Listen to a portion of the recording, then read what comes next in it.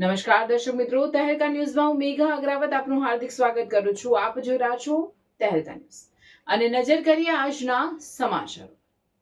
કુલ 12 ટીમોએ ભાગ લીધો હોય મોટી સંખ્યામાં દર્શકો ઉમટી પડ્યા હતા। ખતલવાડાના સરપંચ સુરેન્દ્ર ટંડેલ અને તેમની ટીમના લોકોએ તથા સભ્યોએ કરેલી મહેનત રંગ લાવી હતી। ભારે વિરોધ વચ્ચે બનેલા ક્રિકેટ ગ્રાઉન્ડથી ગામના બાળકો અને ખેલાડીઓને સારી તક મળી શકશે। આજે રાખવામાં આવેલા ફાઇનલ મેચમાં વિજેતા ટીમને રોકડ રકમ અને ટ્રોફી આપવામાં આવી હતી। દરિયા કિનારા સાથે સંકળાયેલા ખતલવાડા ગામે ક્રિકેટ ગ્રાઉન્ડ માટે લોકોના સહયોગને લઈ સરપંચ અને સભ્યોએ આભાર માન્યો હતો। મોટી સંખ્યામાં ક્રિકેટ મેચને જોવા માટે આવેલા દર્શકોમાં નવા ગ્રાઉન્ડને લઈ ઉત્સાહ જોવા મળ્યો હતો।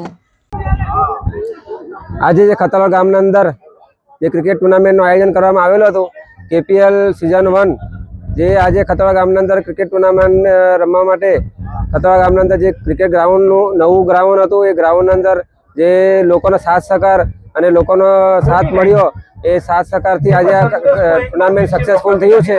અને આ ટુર્નામેન્ટની અંદર જે 12 ટીમે ભાગ લીધેલો હતો આજે આ ટીમ ફાઇનલ મેચ ચાલતી છે। એ ફાઇનલ મેચના અંદર જે ટંડેલ બ્રધર્સ અને મેઘ વોરિયર્સ બે ટીમે ફાઇનલમાં પ્રવેશ કર્યો છે।